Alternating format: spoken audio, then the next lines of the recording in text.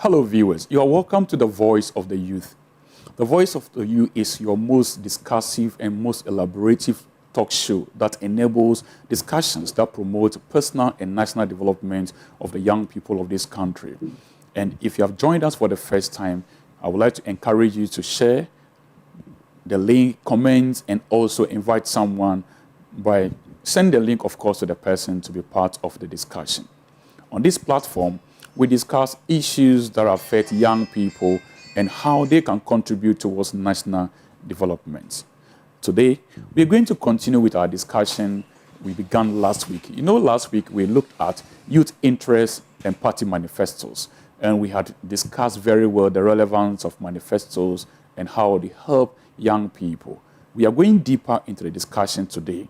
We're going to look at youth interests, party manifestos, and the role of the media in bringing the content of manifestos to young people across the nation, Ghana. While it might be true that most voters do not spend hours reading the manifestos that are usually of voluminous pages, manifestos are some of the most important documents for the media during an election year. Manifestos provide the media with a list of pledges and policies that political parties intend to deliver on, and this enables the media to cover these elections on these particular items that are stated in the manifestos of political parties. So we ask, how does the media contribute in bringing the content of political party manifestos to the Ghanaian populace, especially the youth of this country? This will be our discussion. So the topic is youth interests, party manifestos, and the role of the media. I'll be joined with some guests via Zoom and also possibly in the studio so that we can discuss extensively this topic. And you are also going to be part of the discussion. So I would like to announce to you the phone numbers that you can call in and make your contributions. You can also ask questions and we'll respond to these questions and contributions as well. The numbers are 030-2234-087 or 030-2233-021. You can also send a WhatsApp message and I will respond to them via the number 050-2651-282. Any of these contacts will get to ask and will respond to your questions. This program is brought to you from the studios of Mido Productions and of course produced by Mido Productions Limited. I'm your host, Paa Quecy Adu. I'll be going for a commercial break. When we return, I will introduce my guest to you and then we kickstart the discussion. Don't go anywhere. Stay tuned. 3.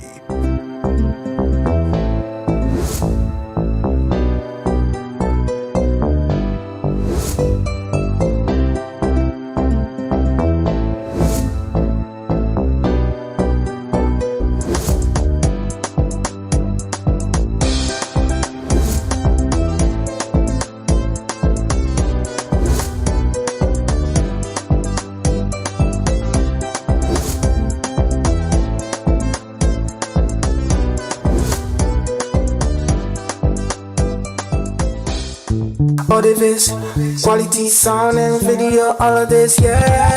All of this, wherever we dey go, you find us so we gon' light up the place, yeah. All of this, quality sound and video, all of this, yeah. All of this, wherever we dey go, you find us so we gon' light up the place, yeah. We the best, no, no more stress, no, no, no, better services, yeah, yeah. Yeah, yeah, yeah, yeah, yeah, yeah, yeah, yeah, yeah, yeah. Quality sound and quality video for your TV, your YouTube and Facebook page. Talk to us. Mido Studios, experts in TV shows. Virtual canal for your booking on 0302 23 40. Affordable prices awaits you. Hello, media, in bringing the content of these party manifestos to the Ghanaian populace, especially the youth of this country. Before coming back to the guests in the studio. So let me go straight online, and I have one of my guests already ready on Zoom. And I have online Mr. Emmanuel, also currently an MSc Communication student at Clark University at the United States of America. And I'm doing well. It's always great to have you online. How is the USA? How is Mr. Donald Trump? So, as I mentioned earlier, we had started a discussion last week on party manifestos, the interest of the youth, and also we mentioned the relevance of manifestos as far as the youth are concerned. And we said today we're going to look at the role the media plays. And you, as a communications team, I want us to go deep into the discussion and see. So you are welcome, and I'm sure that we'll have a great discussion. Now, let me begin with this. To what extent are the youth political decisions informed by manifestos, especially when it comes to elections? Are the youth do they usually vote or take political decisions based on the policies stated in manifestos? Who are actually loyalists of political parties and generally would make decisions based on their loyalty. There are also a group of people who would actually make decisions based on the promises of political parties. And so these are the two groups I can place them. In a country like Ghana, where jobs are like a big deal, or it is actually the pull factor actually attract people to support or vote for political parties. The group of the group of people who vote based on promises will actually look at manifestos of the political parties and which will actually suit their interests, which is likely to be jobs. And so these are the two groups of categories I can place them. Wow. So maybe linking it to the discussion we had last week. So can we say that the party manifestos are relevant, but they are only relevant to people who really bother to take their decisions based on the policies and pledges stated in the manifestos? Yes, they are. I mean, they are very relevant. For that, I think that debate has been settled. We did that last. I believe that to a large extent, we all agree that manifestos are very, very relevant in every election. It's actually more or less like a blueprint of what the political party wants to do if given the nod to lead the country, and so they are very relevant. Now they are relevant they are very relevant in decision making. I think that should be the case, that people who want to make a decision with regards to who leads them in the next couple of years should be looking at what exactly are the plans of this group of people, like this political party. If they come to power, how am I going to benefit? What do they seek to achieve in terms of let's say job creation, in terms of developing the economy, and that actually. And so for those who look at those things in making decisions, they are very relevant, just as you rightly put it. Okay. Thank you very much, Emmanuel. I also have on the line, that's one of my Zoom guests, Mr. John Mark Quecy. Mr. John Mark Quecy, you are welcome. Hello, Mr. John Mark. Are you online, please?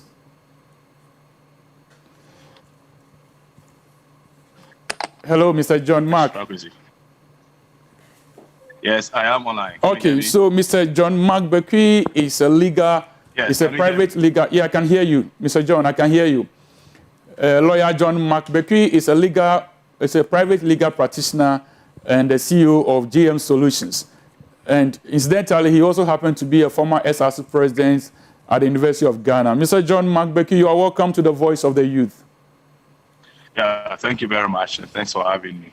You're welcome. So last week on this show, we had discussed the youth interest and party manifestos. And then today we are continuing with the discussion. We're looking at the role of the media.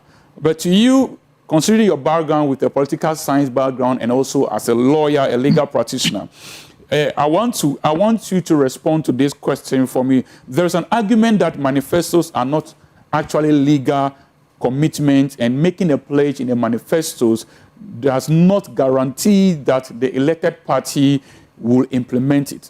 To what extent does this argument hold? As a lawyer, what do you think about this?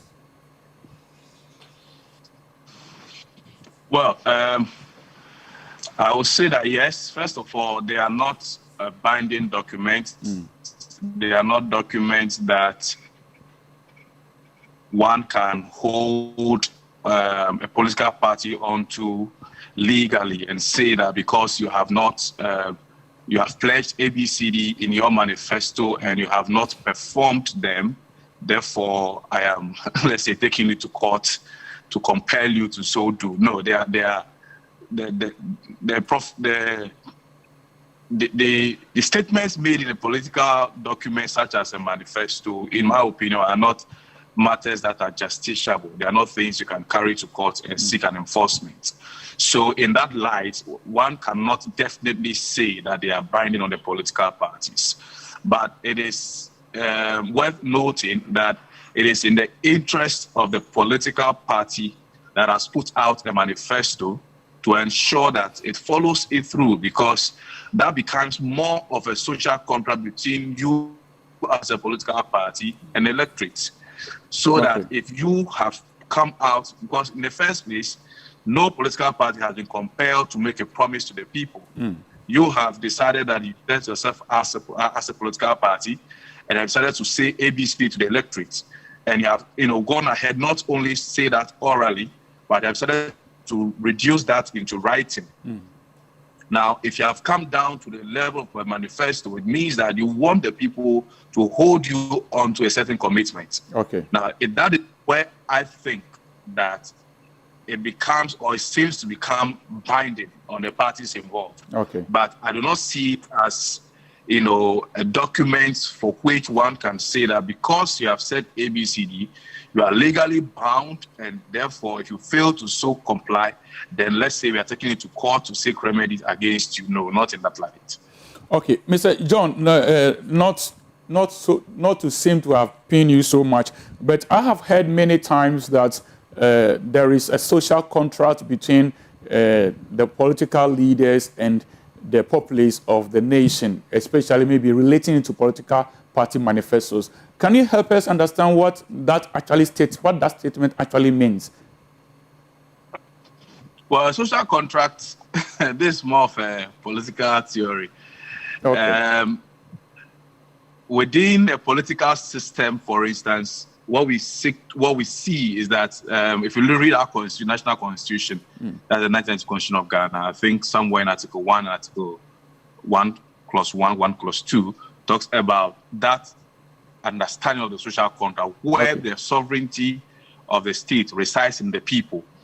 But the people in that light have vested that sovereignty in the state, for that matter, in the government, an elected government, to exercise those powers on their behalf. What does that mean? That we are giving the state or the government our sovereignty in a certain light, so that the state in reverse will use that authority to do certain things for us. That becomes that social contract. It is this understanding that the political parties have, and based on it, that they have moved on to say that, well, since we have that contract with you, this is the content of our contract with you, that when you elect us, this is what we seek to do with the power you will give us. Now, mind you, this is a political party's manifesto. It is not the nation or the national or the let's say, it's not Ghana's manifesto, with all due respect. So you will not, let me calm down. If the MPP, as it is, we have now MPP in government, the NDC folks will not be expecting that what MPP has promised in this manifesto, they are going to hold them to it as a government on behalf of a nation. They will do that in their NDC will do that on the. So we used to have the NDPC, or whatever they call it, National Development Planning Commission. National Development Planning Commission. That would have been a good platform to say that when a party wins government power, let's have that commission or that committee draw up a national policy for the government to implement. If we have had something of the sort, then that would then be a true social contract between the government and the people. So that if there is any failure on the part of government, the people can take the government on. But not when a political party seeking to win power has sat down with some selected few, put out a document and say, hey, these are the things we can promise you. Vote for us, when we can do it for you. If they fail to do it, the only punishment you can give them is to vote them out. Okay. Okay, thank you very much, Mr. John Mark. I'll come back to you, but let me go to Emmanuel. Emmanuel, what's your take on that? Well, I think I very much agree with what Mr. John Mark has put out or has said. Okay. The promises made by political parties are not binding, but I strongly believe that they have a moral obligation, to actually fulfill them, right? If you promise that you want to do this when you come to office or when you come to power, you should be able to do it. If you cannot do it because of various reasons, you can actually come out to explain. In that way, you are more showing respect to the people.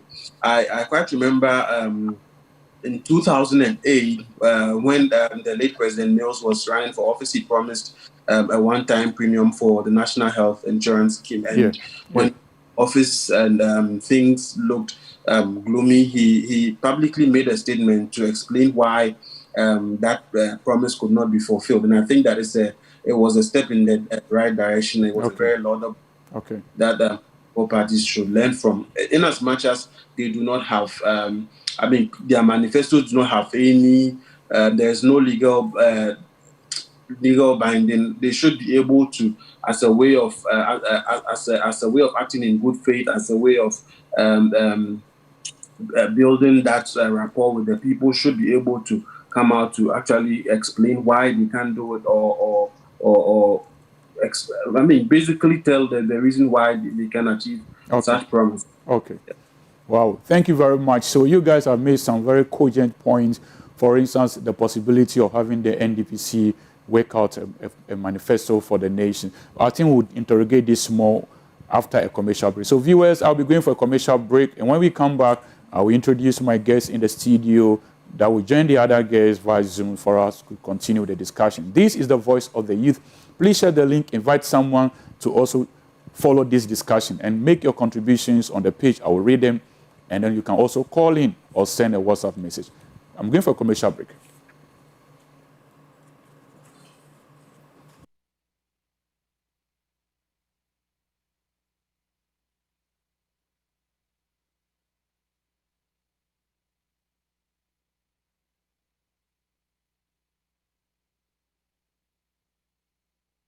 Viewers, as I mentioned earlier, we are discussing so far the youth interest, party manifestos, and the role of the media. I have had two of my guests, the Zoom guests, who have started discussion with them, and I mentioned that I will strategically starting that with them today, so that after that I will come back to the guests in the studio. So, Emmanuel, if you are still online, I want us to look at this whole issue. It is, while we know that most political parties, or every political party that had ever ruled this country, maybe they came out with manifestos, but it is virtually true that they have not been able to implement all the policies and the pledges they have outlined in their various manifestos. Now, you and John had argued that manifestos are, of course, not legal documents that we can hold political parties responsible to. I want to find out, how are these parties eventually judged by the promises, the pledges, and the policies they outline in their manifestos? How do we judge them? How do the electorate judge them? Well, like John rightly said, at the end of the day, the judgment day comes during elections, December 7, where people actually pass a verdict as to whether the government fulfilled its mandate or not, or delivered on its promises, or even if they delivered, if it really affected their lives or not. I mean, this judgment is passed on election day. But I believe that that is where the media comes in. They have a critical role to play in actually holding the political leaders, in check, or making sure that the various promises they make are fulfilled. They play that on the part of the citizens or on behalf of the citizens. If they do that, they actually enlighten them, get more like fact checking. You said you were going to do this. How far were you able to come with that? And I've seen a couple of media houses do that of late, and that is very encouraging. So, okay, that is, we'll get deeper into that anyway, how the media comes into interplay as far as this, the monitoring or the tracking of the party manifestos are concerned. But Mr. John Mark, are you still there, please? Yes. Okay. I'm here. So let me play this advocacy. You were SRC president. Before you became SRC president, you made promises to the students of University of Ghana. How did the students judge you? Because in your case, you were not going to run for election after you have finished serving as SRC president. So how do your electorate judge? And let's look at it from the broader. Okay, so there's a problem with John's line. Let me get back to the studio. Hello, Mr. Chris, you are welcome. Thank you. So viewers, I have one of my studio guests already seated, and he is Mr. Sam Chris Hilton. Chris is a former SRC president of the University of Professional Studies, Accra, and also he is a lecturer at the same university. He's a research consultant and a financial analyst. Chris, you are welcome. Thank you. So, how are you doing? I'm doing good. Yeah, can you speak up a little? And look at me. Yeah. I'm doing good. I'm fine. Yeah. So, how is it be like being a lecturer Oh, well, at your former school? It's normal, you know. I actually do these in a number of institutions, and so Okay. it's something that I enjoy doing. And you know, I'm way back on campus. I'm passionate about that. So Yeah. I mean, actually, it's fun to do, right? Okay, so Sam Chris Hilton says it's a fun to always lecture and impart knowledge. I know you are very passionate about imparting knowledge. So we have so far been looking at, if you can look at me so that I want to look into your straight. We have so far be looking at the youth interests, party manifestos, and the role of the media. Now, I want to find out from you, what do you think are the key roles the media plays in communicating the content of manifestos to the Ghanaian populace, especially the youth? All right. Let me first of all extend my appreciation to you for inviting me to your program and also to greet our viewers. But the point is that the media play a critical role when it comes to communicating the content of manifestos to the electorate. You will agree with me that when the parties want to land their manifestos, we watch it on the news, on the television, so that's the media. Now, after the manifestos are launched, the media is a responsibility of the media to ensure that everybody have access to the manifesto.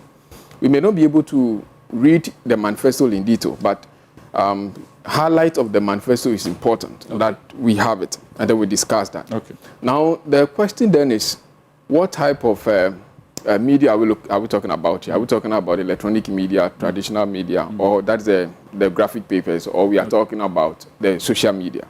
But I think that all of them should play a significant role. So you have the television stations or radio stations, for instance, or your platform reporting it. Then we have to also expect the media to bring the right people to discuss the manifestos. Because, of course, as for the politicians, they always speak in the favor of their political party. And just a quick one. For instance, the recent launch manifesto of the NPP, they discuss it so well in the public about how they intend to construct airport in Cape Coast. Yeah. But if you read the phrase in the manifesto, they did not say that they want to construct airport. They said they will commence the construction of airport. They will commence. In the next 4 years, they will commence. So if by 2024, assuming Nado is going to stand again, and is not able to build up an airport in Cape Coast, but rather there has been cut sword ceremony, you cannot say that he didn't commence it.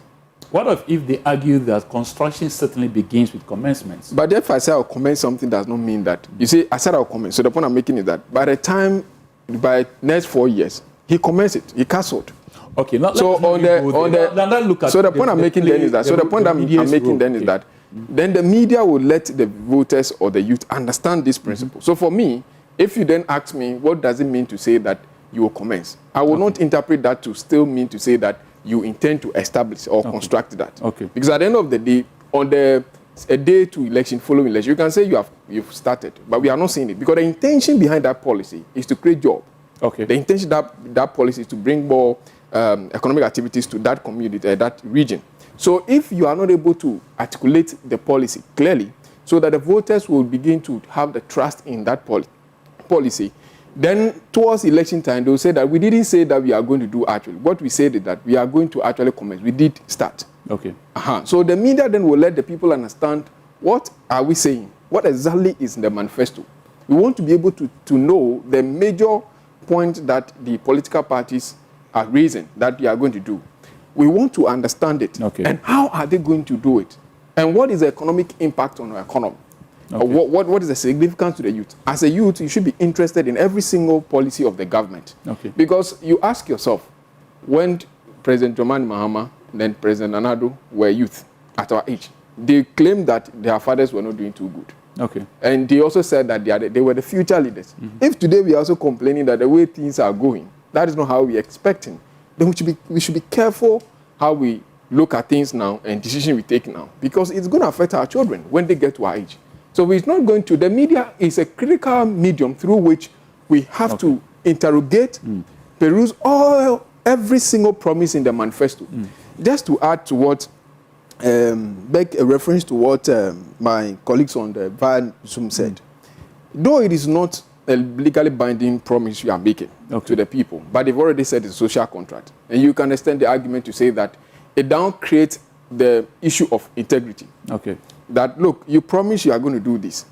That we expect that, as far as we are concerned, do that so that we can now have faith in you. Because don't forget that the person as a president may not stand for more than 2 terms, even if you should go win 2 terms. But the party will continue to be in existence. Okay. And will be seeking the vote from Ghanaians. I think that's where most of the political parties miss it. Okay, now, you see, Chris, I get the point you're making. So, not even diving into where the parties are missing it or not. Now, our focus today should be wholly on the media. Yes. The party may have intent A. And now, how is the media coming clearly to objectively, reflectively state the real intent of the political parties? So now you mentioned maybe the media creating the platform. So probably let me summarize. So number one, yes. So number one, you create a platform, you report it. Okay. Number two, you bring people who understand the policies. For instance, we want to talk about their policy on the energy sector. So you try to engage experts in the energy sector. Okay. Their policy on education. You get lecturers or educationists to speak on that. They have a policy on trade, or they have whatever sectors they want. Try to engage the right minds. Okay. You know, it's not enough to bring the communication members of the various political parties to come and justify that. Of course, it's written in English. And the expert will be able to understand and tell us whether the rationale behind it is good, and even if it's fixable. Now, that is the second thing. You report, create the opportunity for them to debate it. Now, you also have to create a forum where probably we have a debate between these people to explain. Because there are certain questions you ask me about a particular item in the manifesto. I won't be able to justify that. Yes, sure. It is about the politician to justify what they actually mean. So the media certainly should bring such people. Then again, you mentioned the issue of objectivity. If I am seated here and I represent my political party, and you know I'm saying something that you truly believe in yourself, that as a journalist, that is not the way to go. That is not the case. Right? You should be able to say that, look, I don't think that this is the point. Yeah. But if you bring an objective, independent mind, the person can say, no, look, that is not the position. It cannot be so. Okay. We need to go this way. Because all of us have to put our hands together to ensure that, in spite of the fact that they want power from us, they are telling us the right thing they need to tell us, things that they can do. We have to be asking ourselves, why is the political parties not able to achieve their promises? We'll come to that, Chris. So the media is critical. Okay, so certainly the media is critical. Viewers, we are still on Voice of the Youth. Like I mentioned, you can still call in. The numbers to call in are 030-2234-087 or 03022330021. You can also send a WhatsApp message on 05026512282 and respond to all your comments and messages. And I want to encourage you, please share the link, invite someone to follow us, and please subscribe to Mido TV on YouTube. And if you want to advertise on this show, please call any of the numbers and we'll have your product or services advertised on this show at a very appreciable and affordable price. So let me get back to Emmanuel. Emmanuel, you are back online. Yes, so there is an argument that there is a link between Manifesto, the media, and the youth. The link between Manifesto, the media, and the youth is somehow problematic because the media does not always objectively reflect the reality, more especially, although it is often assumed that the news can and ought to be objective, balanced, and a reflection of social reality. Some journalists are argued to have hardly been detached observers who know all the facts that enable them to write an entirely truthful account of the reality, but do not do so. This is somebody's argument. Basically, he's saying that the media know the right thing, but sometimes they are not objective and they don't bring the fact to the Ghanaian populace. What is your take on that? Thank you very much, PA. I think for every trained journalist, okay, he or she is aware that as one of the tenets of journalism, every journalist has an obligation, and it says that your first obligation is to the state. That is who you owe loyalty to, and so whatever you do, you should have the nation at heart. Whatever it should be like more like a push factor. Whatever you do, that should be the interest of the nation should be what actually influences you. And so if you are a journalist and you are working and you know that this is the truth, this is the truth that you ought to put out there, and you're rather covering it, then first of all, it questions your integrity comes into question. Let me put it that way. Your integrity comes into question as to whether indeed you are serving the nation or you are doing something in your parochial interest. Now, I sometimes do not blame the media entirely, but there are challenges that actually stands in their way. You look at media ownership, for example. If the media station or the media house does not belongs to a politician or somebody who is connected to a political party, it becomes very difficult that they will be very objective in analyzing or in assessing how governments are performing in terms of fulfilling their promises made in their manifestos and all that.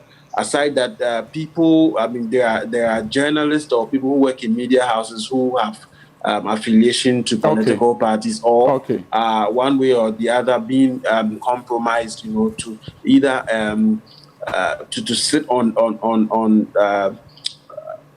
their work, when they could actually come out to actually interrogate or let the citizenry know what exactly is going on. Okay, Emmanuel, I will come back to you, but let me pick John's thought also on this. Mr. John Mark, you're welcome back to the line.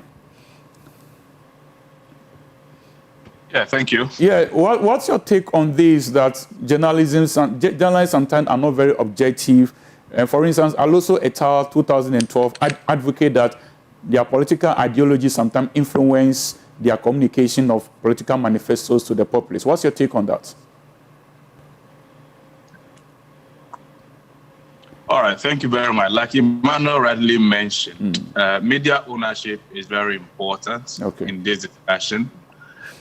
And then also we ought to understand that party manifestos are party-driven. They are parties communicating anything concerning a party manifesto. Then we're putting forward his best argument in favor of that particular political party.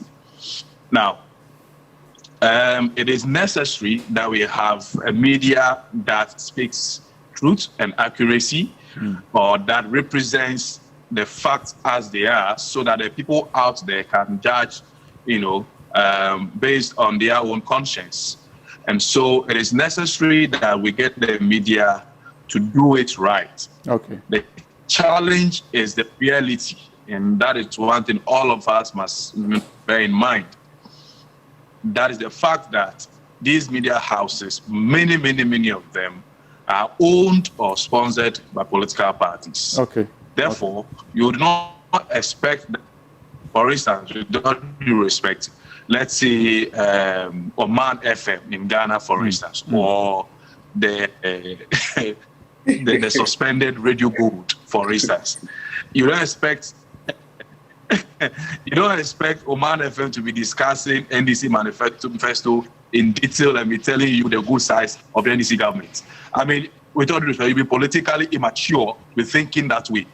And the reverse, that you expect Radio Gold to be discussing MP manifesto and be highlighting the good sides of it thereof. I mean, you shouldn't expect it. So that is where the challenge is, and it is more or less all over the media space. Okay. With all due respect, you expect some objectivity from, let's say, Unique FM or the government-owned station. But you and I know, those of us who are politically minded, the subtle influences that go behind these state-owned institutions. We can't say, we can't currently even speak objectively and say even our very own daily graphic is politically neutral. We cannot say, because when we even observe the news that they channel, they are state-owned media. And who is the state that they make? The government. Who's the government? The party in power.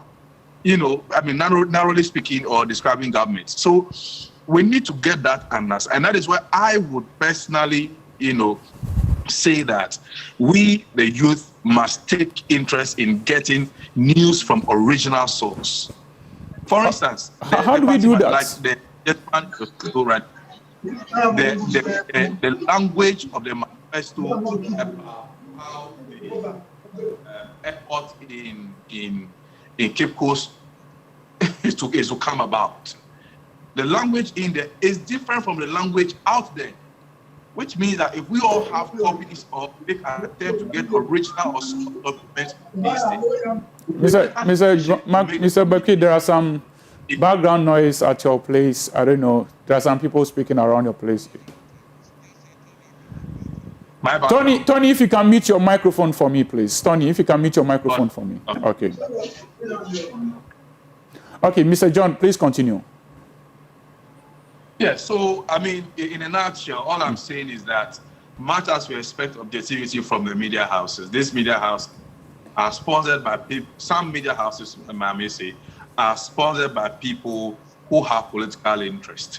And when these discussions are coming up, we also ought to know that these discussions will be somehow influenced politically. Okay, thank you very much, Mr. Boki. I'm having challenges with your line, so maybe I will get back to you. Okay, so Chris, so these are the views of Mr. John Mark Bekri that, yes, to a very large extent, the media faces this challenge.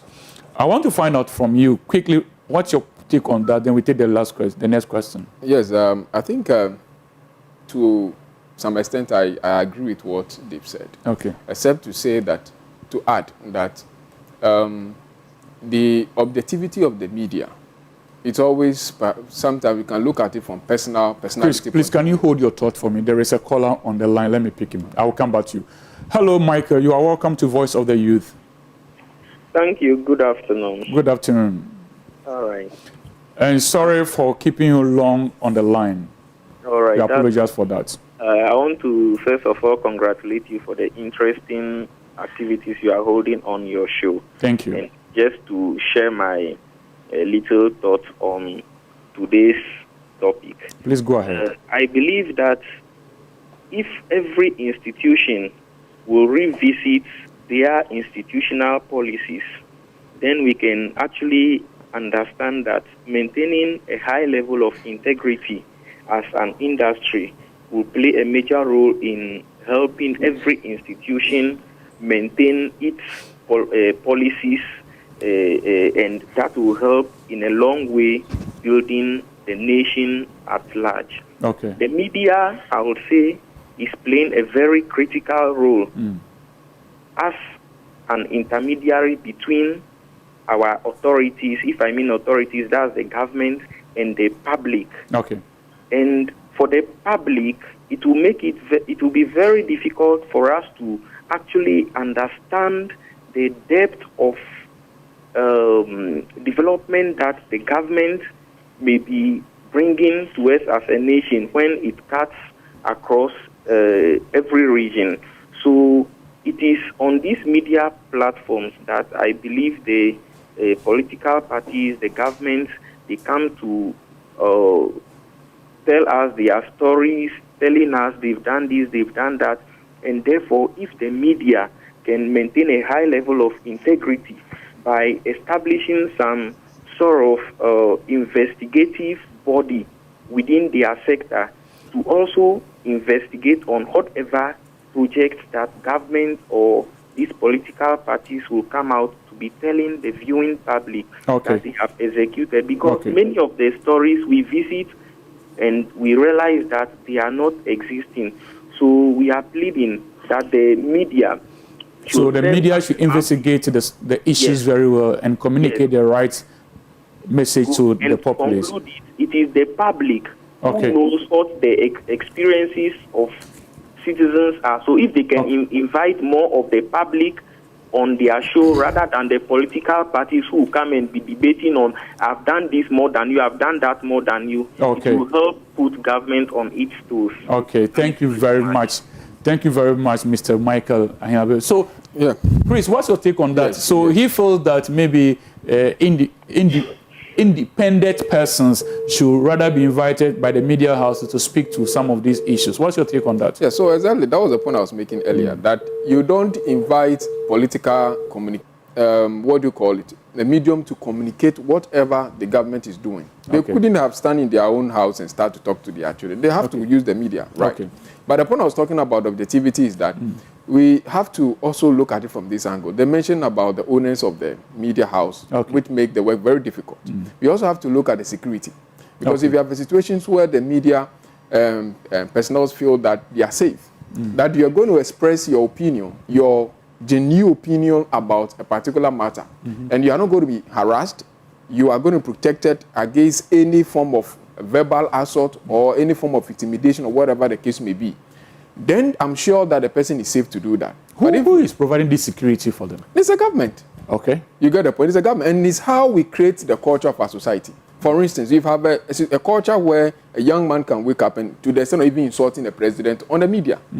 You get a point? Yeah. You have a young man insulting even the president in the media. And you and I know that in our communities, we don't do that to an elderly person. Yeah. So if we create such culture where we do not even respect the elderly, I may disagree with anything the president says, but I can express that disagreement without insulting. Yeah. So the media now needs to be protected, first of all. If we want the media to be objective, we need to protect the media. That, look, whatever you say, you are not going to be held accountable for that. If you express your mind objectively, you are going to be protected. You have a situation where we have people like a team member of Announce being killed as a result of the kind of work they do, and people, some people that have been threatened, and we've heard in the news. If you, as a journalist, you hear these kind of things, you are likely not to do the right thing just because you think that, look, if I speak against opposition or government, their members will come after me. So we need to put that in perspective. Then I'm sure as a journalist, I'll be safe to speak my mind. So, but then to say what he said in talking about the independent, I think that's the point I'm making. Get the people who are the experts.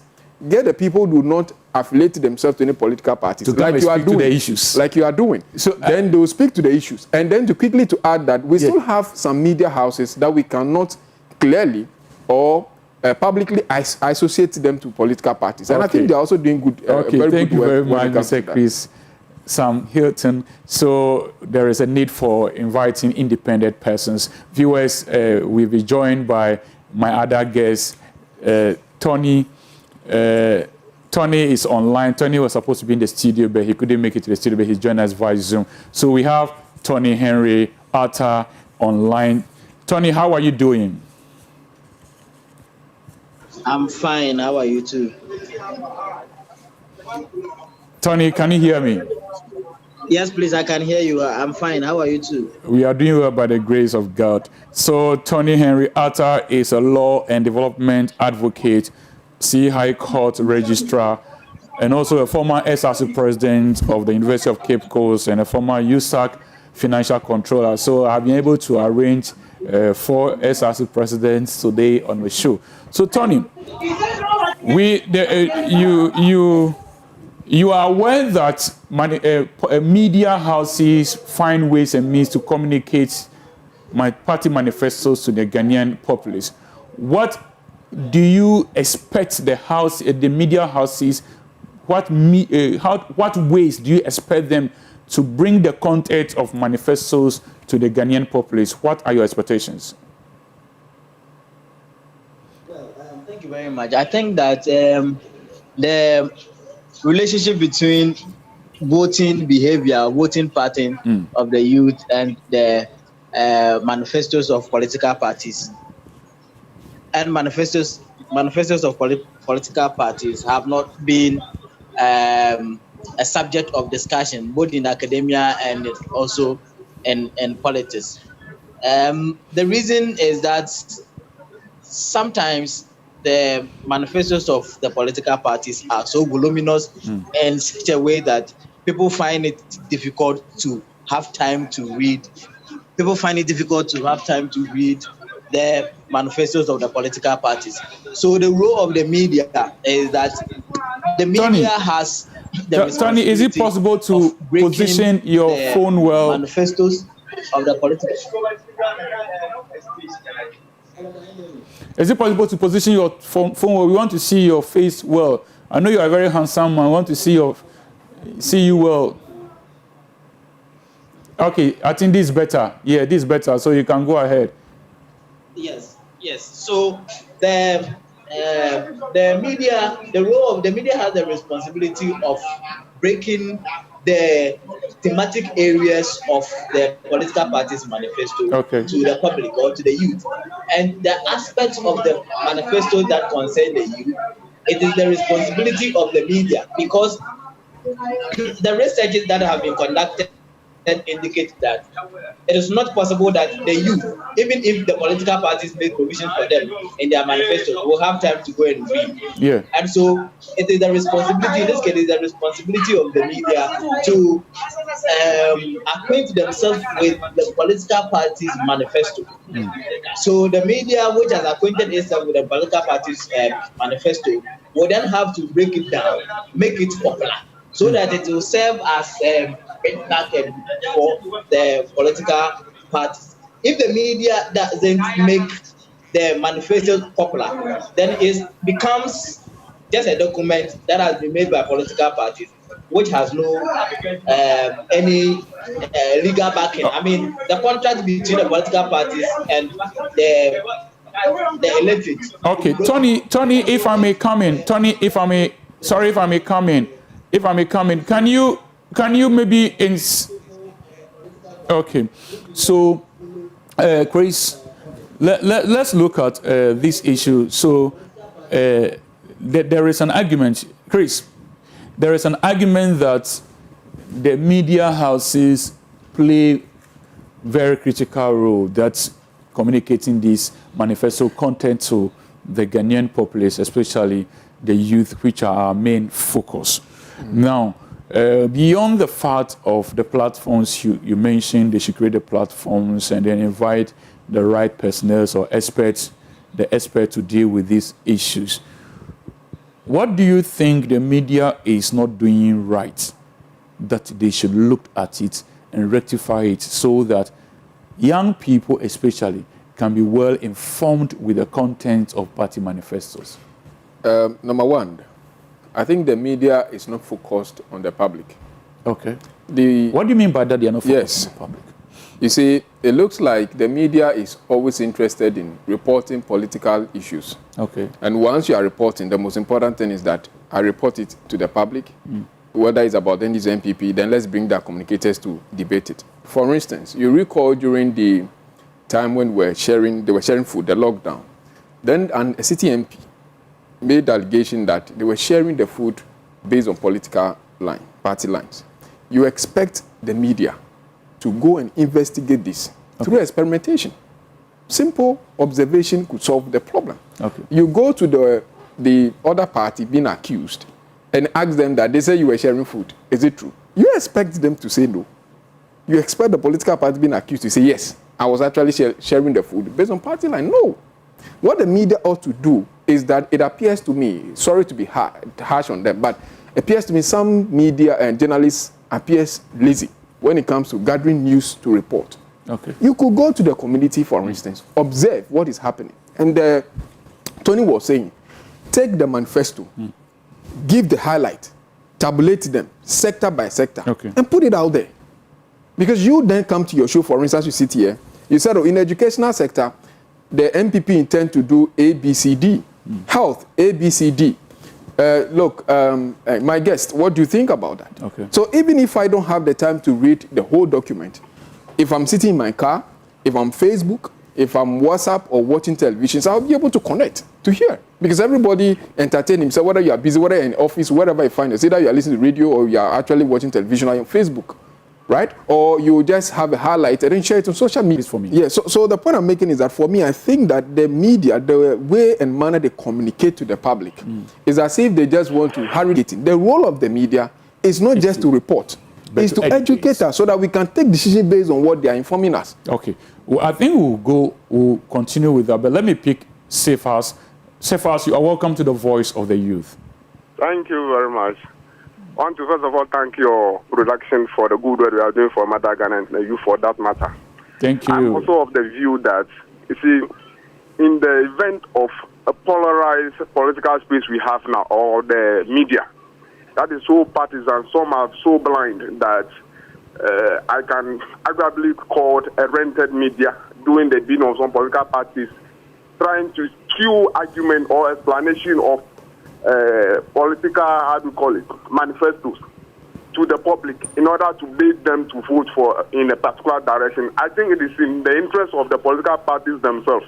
And we, the youth that have the interest of the nation at heart, to take it upon ourselves to explain to our fellow, citizens, especially the youth and the aged for that matter, and that cannot understand the manifesto, what the manifesto is saying.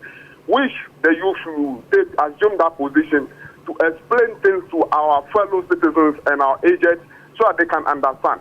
If you rely solely on the media, I can tell you they will skew argument or explanation of the manifesto, not necessarily in the way that it's been written. They will misinterpret things to the general public, and as a result, they may not vote. They may not be voting for what they wanted to vote. So I think we, the youth, should also play a role in this. I know that there are some few media houses that are doing their best. Yours is one of that one, for that matter. But the traditional media house should be very careful with them, so that any explanation as well they give should be the direct interpretation of what the political parties put in their manifesto. I think that is what I have to say. Okay, thank you very much. Thank you very much. Thank you. So, thank you. That's Safe. So let me pick your concluding thoughts. Thank you very much, Safe, for calling. Emmanuel. Hello. In 30 seconds. Yeah, and your advice for the youth. I mean, to sum up, I think that the media has a critical role in ensuring that political parties deliver on their mandates. They are the gatekeepers, they are the fourth estate of the realm, and they have a key role in making sure, more like a watchdog, a key role in making sure that whatever political parties promise when they come to power, they deliver. And also they have to be very objective. I do understand the times or the challenges they face in terms of trying to get sponsorship from political parties, the media being owned by politicians and all that. But I believe that objectivity at every point in time is very key in making sure that the Ghana agenda or the development of Ghana is key or important to them. Okay, thank you very much. That was the concluding thought of Emmanuel. Let me put on record that Tony tried to get back, but we had a very bad sound from his side, and so Tony, are you there? Yes, please, Mr. I'm here. Okay, your background was quite disturbing. That is why we had to so maybe we encourage that next time we'll get a better background for. So can I get But your concluding remarks, please. Yes. In 30 seconds. Yes, as in our part of the world, to move away from politics of ethnocentrism and politics of vituperation and victimization to issue-based politics, we need to the manifestos of the political parties serve a critical role in that regard. Okay. But before that can happen, the media has the responsibility of, first of all, educating themselves. You know, the members of the media have to educate themselves with the content of the political parties' manifesto before they will be able to educate the public what the manifestos of the political parties say about them. Okay. And so, yes, for the responsibility or the role, yes, the media has the role to play. But before they can play that role effectively, they should get themselves well informed. With the content of every political party's manifesto before they can go out to educate the public on the content of the political party manifesto. If that happens, we'll be able to move away from politics of insult and victimization to issue-based politics. Thank you very much, Tony. It's good having you online today. We hope to have you again. Thank you very much for... Thank you very much. If John is... Hello, John. Hello, Mr. John McBequey. Can you share us your concluding remarks, please? Share with us, sorry. All right. So, in a nutshell, I would say that, yes, I agree with my colleagues. The media houses especially, will have to acquaint themselves with the content of the political documents so they can also educate the public objectively. Much as that is so, my plea to all of us young people is to endeavor to learn or have this information from sources, as the primary sources. Okay. So I entreat every youth to endeavor to get either the soft copy or the hard copy of any party's manifesto and read it as a document that for his or her personal education. It's better that way, because right now the media will no more be the traditional media, but we personally or we individuals will now stand as the media or the medium to inform the rest of the population. So we should all be interested personally to have ourselves educated so we can educate others. Thank you. Thank you very much, Mr. John McBequey, private legal practitioner, GM Solutions CEO and a former SRC President, University of Ghana. It's good to have you online. We hope to have you again at our subsequent discussion. Thank you. So before I get back to my guests in the studio, I have a comment from Dr. Afano Eseli Gakweto. He says that the media has failed us a people. We have only a few journalists and media persons who do the needful. Majority of them just report speculations or stories that will bring them money. So these are the views of Dr. Afano Eseli Gakweto. These are his personal views and not the views of this program, Voice of the Youth or Media Production. So thank you very much, Fanuel. We appreciate your comments. Mido Productions. So, Chris, your concluding remarks and what you advise the youth to do to get the content of the party manifestos. Yes, I think that first of all, to the media, I know that the reason why they have been established is to make profit. Okay. It was a great job, but they must also find an objective way of doing that. Okay. So ethical way of doing that. Okay. So if they are just after content that will give them money, then certainly they are not helping the country. Okay. So they should recall their key role in shaping the development agenda of this country and stick to what will be useful to the general public rather than just for personal gain or whatever. So they can report whatever news from the political parties as it is. If you think that, for instance, MPP is in power, therefore you may report anything just in their favor, be minded that power can change. When this will come to power, then you will have yourself to be blamed or now begin to change and what. So they should stick to their core mandate of which they want to do. Nobody forced them to be media houses. They should try to do what exactly will help the youth. Then for the youth, they have to take their own destiny, take their destiny in their own hands. Okay. Because you have to look for, unfortunately, as a nation, our youth are so lazy about reading. You recall even in school, where we find it difficult, or we are always lackadaisical about reading our own lecture note to go and write exam. We always want to find some shortcut to life. In as much as we can embrace our phones and engage in all social activities, we should also be interested in how the future of this country will look like. Okay. So we should be hungry for information. Go after the what you call political manifestos. Read them or her, yes, to vote.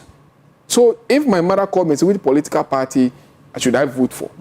I should be in the position to tell my mother that Party A said they want to do this and that. B said they want to do that. Having evaluated their policies, I think that we should vote. So the youth should read. They should read. Thank you very much. That's the only thing I have to say to them. Yeah, so you should know that Chris is a lecturer. So when I gave him 30 seconds to give his opening remarks, he has forgotten. He thought he was still lecturing.